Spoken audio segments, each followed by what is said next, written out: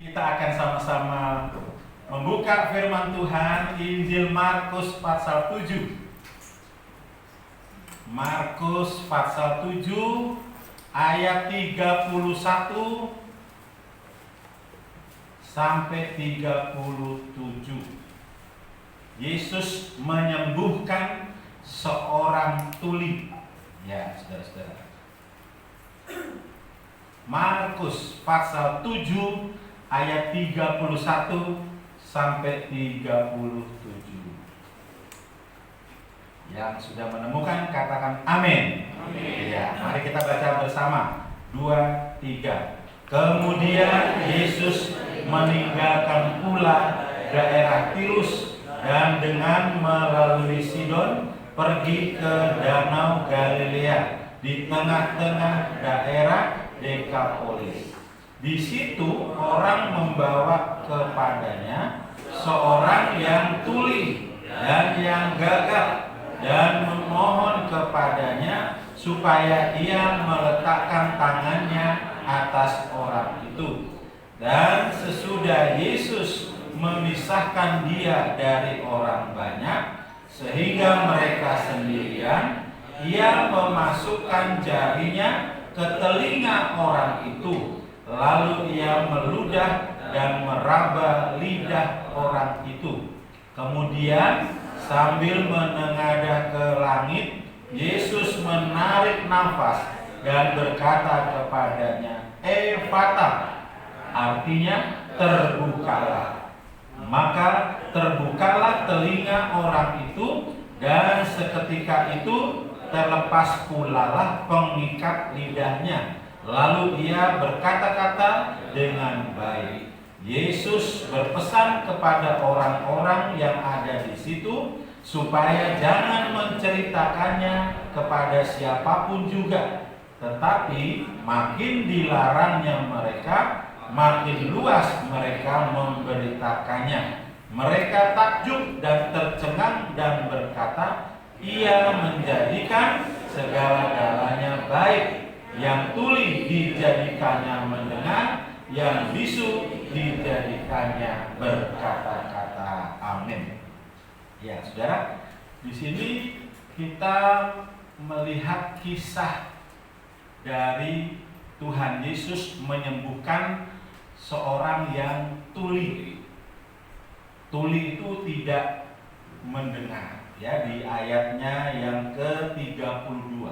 Orang membawa kepadanya seorang yang tuli, sudah tuli dan yang gagap. Jadi ada gangguan antara telinganya dengan mulutnya. Ya, biasa kalau nggak bisa mendengar, akhirnya tidak bisa berkata-kata. Ya, ada hubungannya, saudara. Jadi dibawalah kepada Tuhan ini orang yang tuli dan gagap atau mungkin tidak bisa berbicara. Saudara-saudara, kalau saudara ketemu dengan seorang yang tuli, enak apa tidak? Maksudnya kalau diajak bicara itu enak enggak sama orang yang tuli? Saya pernah kedatangan seorang hamba Tuhan. Ya, begitu sampai duduk, ada orang, Om, tolong doakan ada yang sakit. Saya ngajak hamba Tuhan itu, Pak, ayo kita berdoa untuk orang yang sakit dulu ya, sebelum kita ngobrol. Apa jawabannya? Terima kasih, saya sudah kenyang. Loh, ya, ini mau ngajak berdoa, tapi kok jawabannya sudah kenyang. Berarti ada gangguan di. Ya, saudara-saudara. Dengan kata lain apa? Tidak nyambung. Kata anak sekarang, Joko sembung bawa golok. Artinya tidak nyambung, goblok, gitu ya katanya. Ya, saudara-saudaraku, itu kata orang. Tapi saudara, di sini Yesus dibawakan seorang yang tuli dan gagap. Kira-kira kenapa ini ya? Kalau kita saat ini, saudaraku, tentu itu karena bawaan, karena mungkin dari orang tuanya, atau karena sakit penyakit. Tapi menurut firman Tuhan, orang yang tuli atau gagap. Ya, kita baca saudara-saudara di Markus 9 ayat 25. Ya, apa penyebabnya? Kalau menurut Yesus, penyebab orang yang tuli dan bisu atau gagap ini. Markus 9 ayat 25. Kita baca ya, 2, 3. Ketika Yesus melihat orang banyak makin datang berkerumun, Ia menegur roh jahat itu dengan keras, katanya, "Hai kau roh yang menyebabkan orang menjadi bisu dan tuli, aku memerintahkan engkau, keluarlah daripada anak ini dan jangan memasukinya lagi." Jadi kalau menurut Yesus atau firman Tuhan, orang tuli atau bisu atau gagap ini karena ada roh jahat. Roh jahat yang masuk, yang menyebabkan orang tersebut tidak mendengar atau tidak bisa berbicara. Ya, saudara-saudara, kalau di kita saat ini apa maksudnya? Apa maknanya? Artinya bagi saudara dan saya. Saudara-saudaraku yang terkasih, bisu atau gagap itu adalah menunjuk perkataan yang tidak sesuai dengan firman Tuhan. Berkata-kata yang sia-sia, berkata-kata yang tidak seturut dengan firman Allah. Sehingga apa? Mulutnya tidak bisa menyembah Tuhan, tidak bisa berkata Tuhan itu baik, tidak bisa berkata aku bersyukur Tuhan. Karena apa? Ada roh jahat yang menyebabkan dia bisu. Dia tidak bisa menyembah Tuhan, dia tidak bisa mengucap syukur sama Tuhan. Kalau tuli, saudara-saudara, itu artinya tidak mau mendengar firman Tuhan, tidak mau mendengar, nggak mau ngerti, tidak mau melakukan firman Tuhan. Itu secara rohani begitu ya, artinya saudara-saudara. Saya percaya semua di sini suka menyembah Tuhan. Amin. Suka dengar firman Allah. Amin. Amin. Tapi kalau ada, kenapa kok tidak bisa menyembah Tuhan? Kok tidak bisa mendengar firman Allah, melakukan firman Tuhan? Penyebabnya adalah karena ada roh jahat. Coba kita bandingkan sekarang ya. Lukas 11.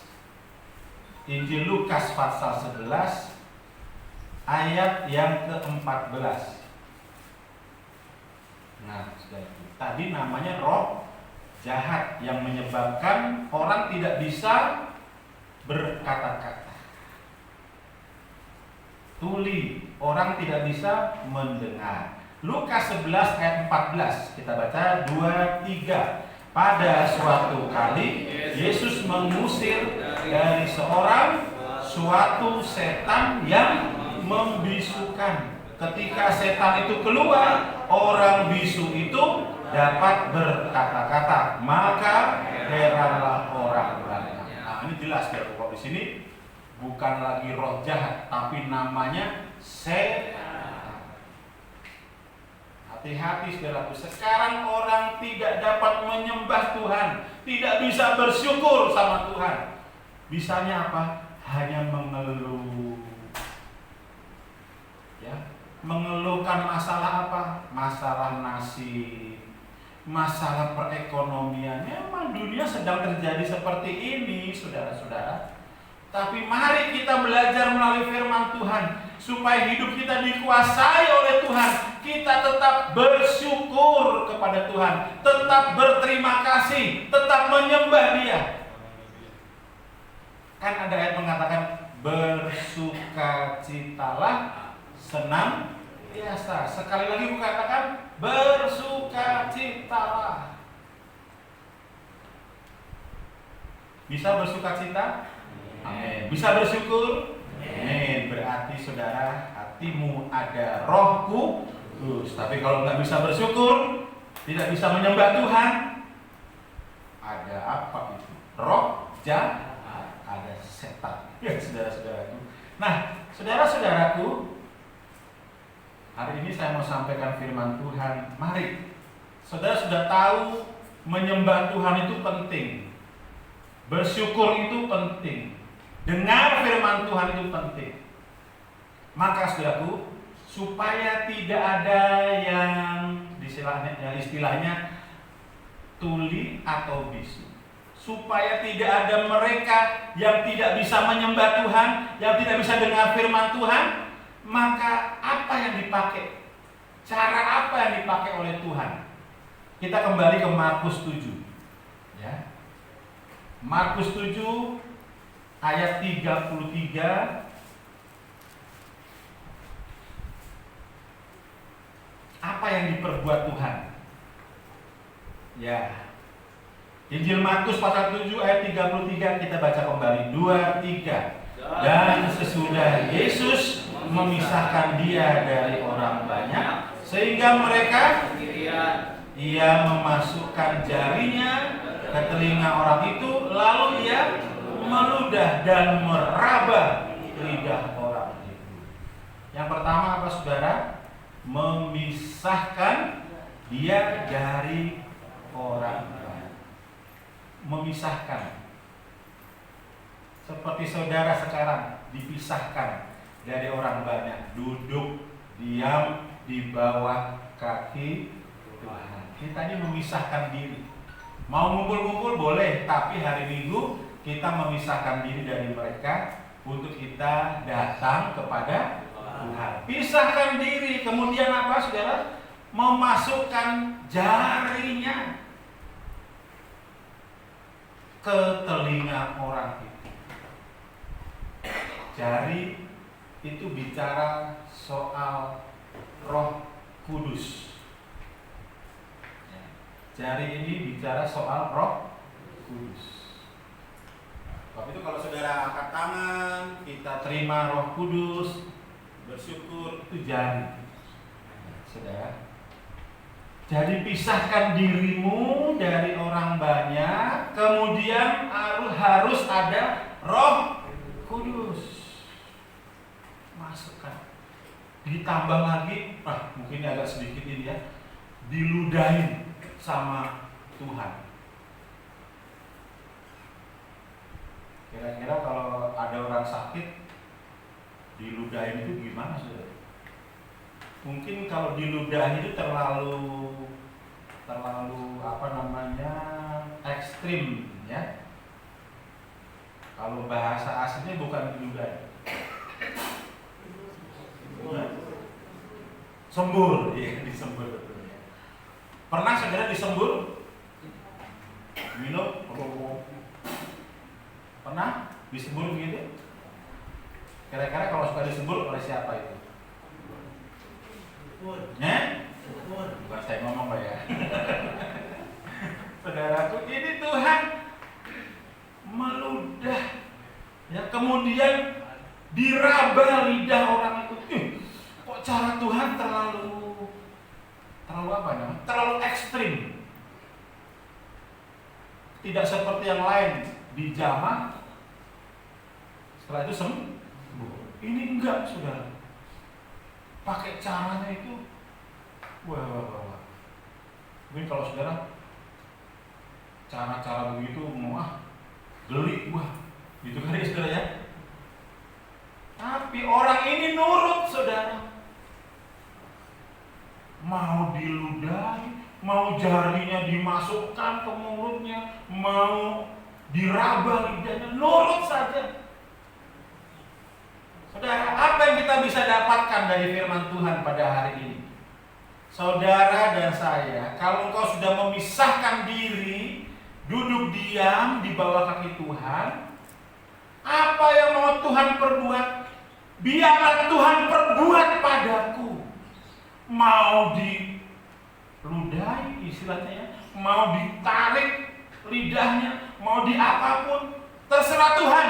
Yang penting aku sembuh, yang penting aku sehat, yang penting aku selamat. Amen. Itu bicara firman Tuhan. Saudara duduk diam di bawah kaki Tuhan. Firman Tuhan itu menegur kita, menasehatkan kita. memberikan berkat-berkat buat kita, terserah Tuhan. Aku sudah datang kepada Tuhan dan aku percaya Engkau pasti berbuat yang terbaik bagiku. Amin, saudara. Jangan ke gereja menilai. Coba lihat tuh pendeta, coba lihat tuh pelayan. Bukan zamannya lagi, saudara. Kita ini datang kepada Tuhan, mempersembahkan diri kepada Tuhan. Jangan jadi penilai. Semua kalau dinilai jelek, saya pun kalau dinilai jelek. Ya, saudara. Tapi kalau kita mempersembahkan hidup kita sama Tuhan, lihat apa yang Tuhan mau kerjakan dalam kehidupan kita. Ya, saudaraku, jadi pisahkan diri, kemudian berserah kepada Tuhan. Apa yang mau Tuhan kerjakan? Saya nggak tahu kedatangan Tuhan, saudara hari ini maksudnya apa. Apa karena engkau punya masalah? Apa karena engkau punya beban? Apa engkau sakit? Tapi mari serahkan semua kepada Tuhan. Kita mau melihat Tuhan kerjakan kehidupan orang yang berserah kepada. Saudara-saudara, itu sebabnya coba kita baca dulu 2 Korintus 8. Ketika kita datang kepada Tuhan, 2 Korintus pasal 8 ayat yang ke-11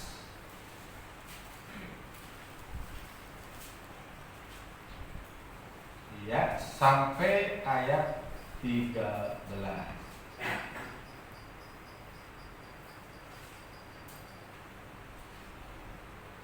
2 Korintus pasal 8 ayat 11 sampai 13. Ya, kita baca. 2, 3.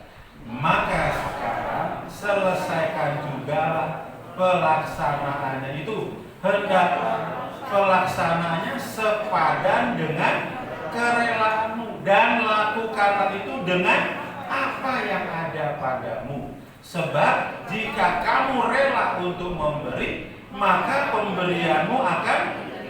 Kalau pemberianmu itu berdasarkan apa yang ada padamu, bukan berdasarkan apa yang tidak ada padamu. Sebab kamu dibebani bukanlah supaya orang lain mendapat keringanan, tetapi supaya ada keseimbangan. Ya, saudaraku, yang ayat 11 ya, digaris bawahi, hendaklah pelaksanaannya itu sepadan dengan kerelaanmu, dan lakukanlah itu dengan apa yang ada padamu. Artinya apa, saudaraku? Berserah. Saudara datang ke ibadah, datang gereja itu dengan kerelaan, dan lakukan itu dengan apa yang ada padamu. Karena apa? Ayat 12, kalau engkau rela memberi, pasti pemberianmu diterima. Ya, berdasar apa yang ada padamu, bukan apa yang tidak ada padamu. Artinya kalau kita ini punya hati, serahkan sama Tuhan. Kalau kita punya apa yang kita miliki, serahkan sama Tuhan. Itu rela, saudara.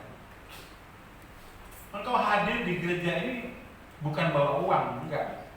Bukan bawa hal-hal yang istimewa, enggak. Engkau datang kepada Tuhan, engkau membawa hatimu. Hati saudara, hati saya. Untuk apa? Untuk kita relakan beri kepada Tuhan.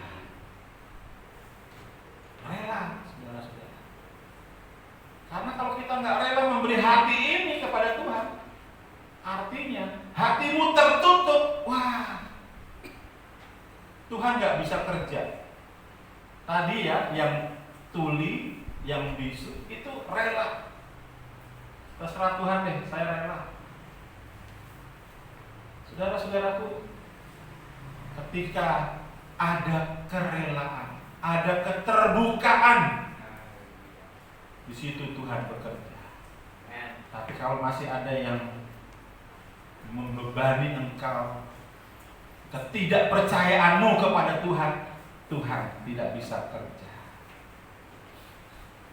Misalnya nih, saudara punya masalah, saudara berdoa, ya Tuhan, aku serahkan masalahku kepadamu.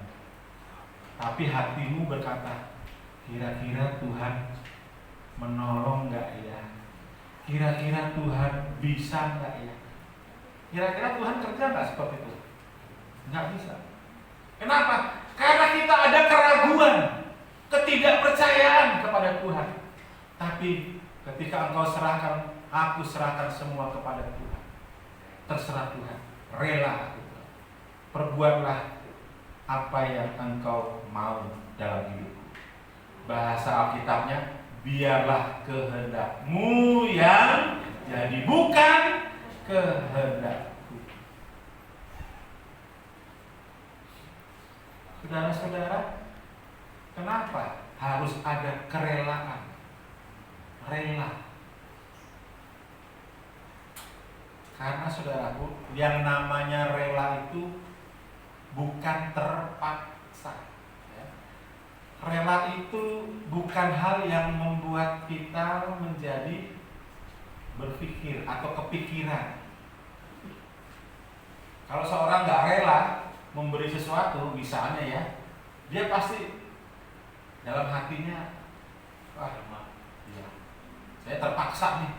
Atau setelah memberikan, dia mikirin, aduh sayang ya, itu tadi mesti jangan dikasih. Dia pasti begitu, saudara. Itu namanya tidak rela. Tapi kalau orang rela, nih saya kasih, misalnya gitu ya, ini saya beri, mau buat apa, mau untuk apa, terserah. Udah nggak dipikirin lagi, itu rela. Nggak dipikirkan, aduh sayang ya, kalau gitu tadi saya nggak usah kasih segitu, itu. Bukan itu, saudara. Tuhan mau kerelaan hati kita. Tuhan mau keterbukaan hati kita. Hidup saudara, hidup saya, untuk kita persembahkan kepada Tuhan. Yang tuli, yang tidak mau dengar firman Tuhan, yang bisu, yang tidak bisa menyembah Tuhan. Ada roh-roh jahat. Roh-roh jahat itu akan diusir, dilepaskan, sehingga dia bisa dengar firman Allah dan dia bisa menyembah kepada Tuhan. Sekarang yang namanya tuli ada dokter spesialis THT, ya, telinga, hidung, tenggorokan, itu untuk tuli. Ya, kalau yang bisu saya belum tahu dokter apa tuh bisa menyembuhkan yang bisu, apakah THT juga atau yang lain. Saudara-saudaraku, tapi firman Allah, mari supaya saudara dan saya tetap di dalam Tuhan, relakan hidupmu untuk dibentuk oleh Tuhan. Saudara-saudara, sebab kita ini nanti menjadi satu warga yang disebut warga kerajaan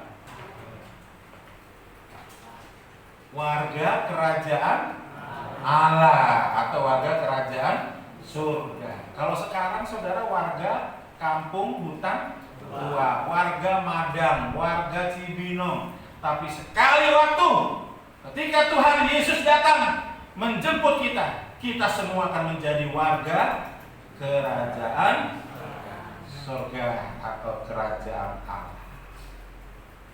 Saya mau memberitahukan syarat-syaratnya untuk menjadi warga kerajaan surga. Tadi kan sudah nggak tuli, dengar firman Tuhan, sudah nggak bisu, bisa menyembah Tuhan, dan kita harus jadi warga kerajaan Allah. Ini syaratnya. Mari kita buka di 1 Petrus pasal 2.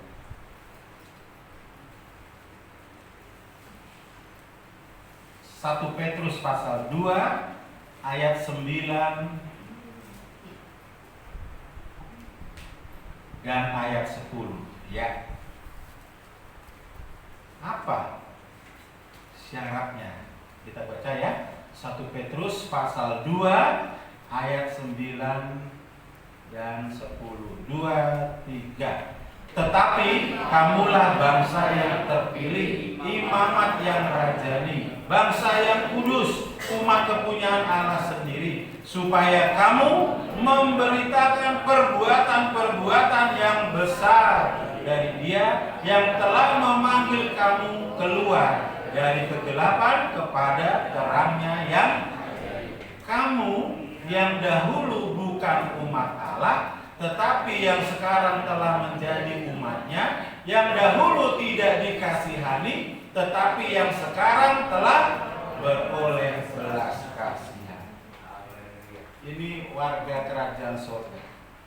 Apa syaratnya? Yang pertama, saudaraku, kamu bangsa terpilih, imamat rajani, bangsa kudus, umat kepunyaan Allah, supaya kamu memberitakan perbuatan-perbuatan yang besar dari Tuhan. Harus bisa memberitakan perbuatan Tuhan. Saudara bisa menceritakan perbuatan Tuhan yang ajaib yang terjadi dalam hidup saudara? Bisa? Perbuatan apa ya, Om?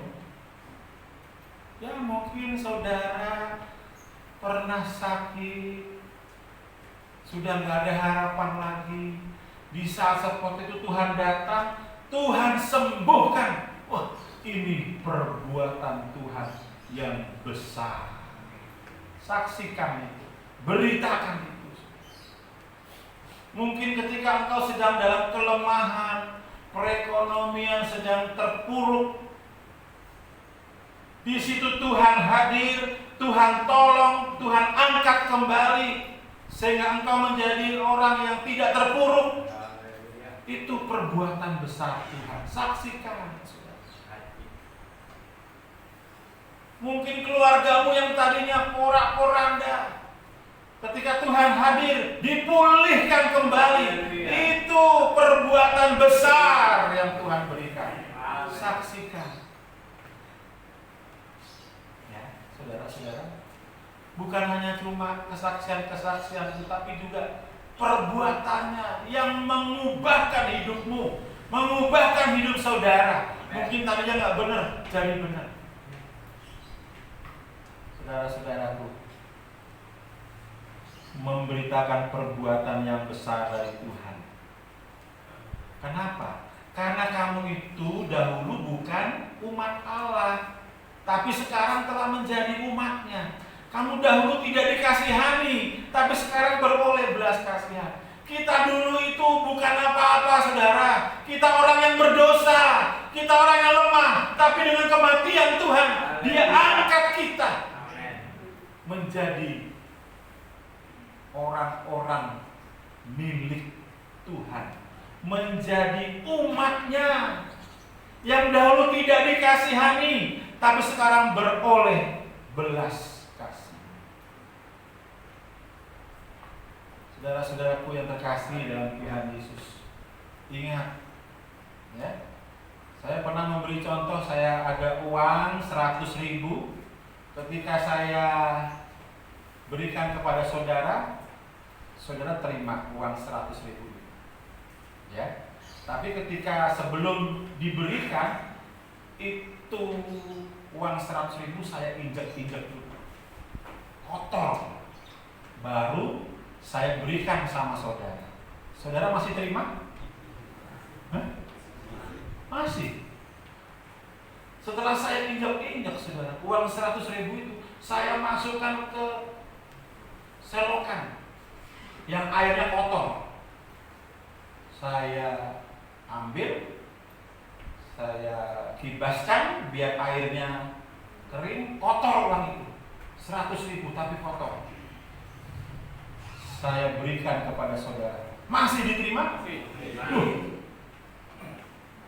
Bersih diterima, diinjek-injek diterima, sudah kotor diterima juga. Ada apa? Ya, nilainya betul, saudara. Karena nilainya itu 100.000 itu yang saudara lihat, bukan lihat kotornya, ya. Betul ya, saudaraku, begitu kan? 1 juta nggak akan jadi 1 juta kalau kurang 100.000. Saudara, betapa bernilainya hidupmu. Sekotor apapun hidupmu, Tuhan tidak melihat kotorannya, tapi melihat nilai-nilai hidup saudara. Engkau sudah diangkat, engkau sudah dipulihkan. Saksikan itu, saudara-saudara. Saksikan itu. Inilah aku, dulu aku tuh nggak benar, tapi sekarang aku benar. Karena Tuhan mengasihi aku. Ya, syarat pertama apa saudaraku? Menjadi warga kerajaan Allah harus bisa memberitakan. Yang kedua, Keluaran 19. Kitab Keluaran pasal 19 ayatnya yang kelima. Ya. Keluaran 19 ayat 5. Kita baca. Sudah menemukan? Amin. Ya. 2, 3.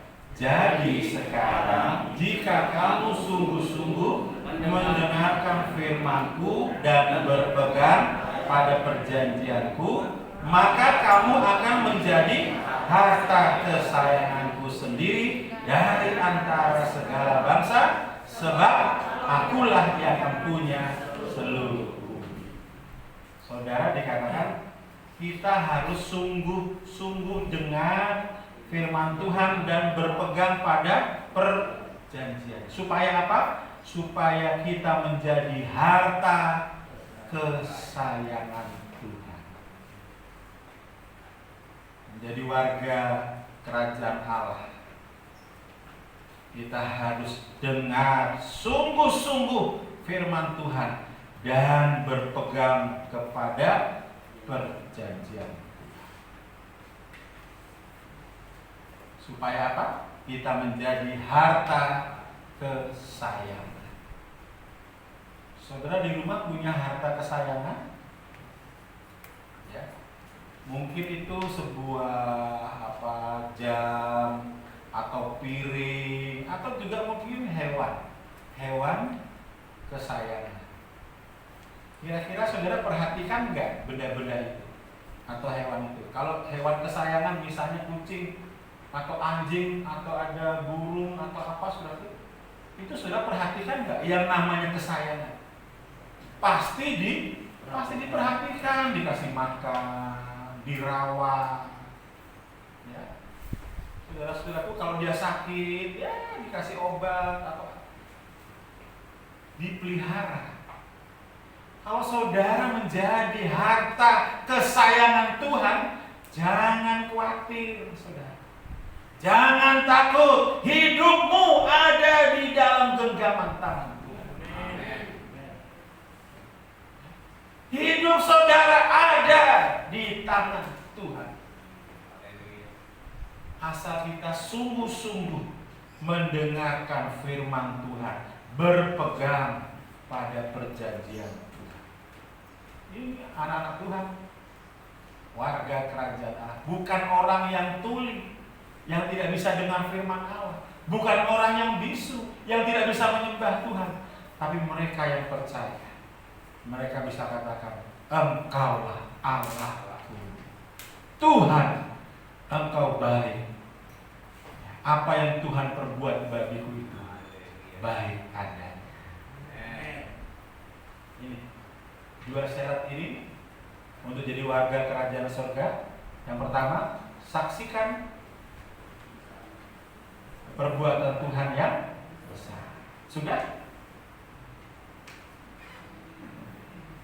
Yang kedua, dengar sungguh-sungguh firman Tuhan, berpegang pada perjanjian Tuhan. Sudah? Masih ya, kita belajar sebenarnya. Tapi saya percaya jemaat Tuhan bukan jemaat yang tuli, bukan jemaat yang bisu, tapi yang bisa menyembah dan mendengar firman Allah. Yang penting apa tadi? Hatinya rela. Jangan terpaksa datang sama Tuhan. Aduh, enak-enak di rumah, gua masih tidur, harus pergi ke gereja. Terpaksa, nggak ada. Orang seperti itu. Yang penting relakan hatimu datang kepada Tuhan. Nah, saudara-saudaraku, firman Tuhan pada hari ini, ya, saya rangkum, saya ringkas, ya, bahwa apa yang Tuhan perbuat bagi kita itu semua baik. Amin. Tidak ada Tuhan perbuat untuk yang tidak baik, tapi Tuhan perbuat untuk yang terbaik. Terakhir, Markus 7 ayat 37. Injil Markus pasal 7 ayat 37. Ya, mari kita baca ayat terakhir. Markus 7 ayat 37, 1, 2, 3. Mereka takjub dan tercengang dan berkata, Ia dijadikan segala-galanya baik. Yang tuli dijadikannya mendengar, yang bisu dijadikannya berkata. Garis bawahi, Ia menjadikan segala-galanya baik. Kalau ada pandemi, apakah ini baik? Ya mungkin bagi kita manusia ini kurang baik, tapi Tuhan punya rencana yang indah. Di balik ini ada sesuatu yang Tuhan mau perbuat bagi kita. Mungkin engkau sedang dalam situasi yang gak enak. Menurut kita, Tuhan kenapa ini? Tapi menurut Tuhan itu baik buat engkau. Aku punya maksud tertentu buat engkau, supaya engkau kembali, engkau datang berserah kepada Tuhan. Apa yang menjadi persoalan hidupmu? Apa yang sedang kau pikirkan? Mari katakan, Tuhan, engkau berbuat baik bagiku. Segala-galanya baik. Itu karena Tuhan mengasihi. Ya, mari kita tutup Alkitab kita. Tuhan memberkati kita semua. Katakan, semua baik, semua baik. Apa yang telah kau perbuat di dalam hidup.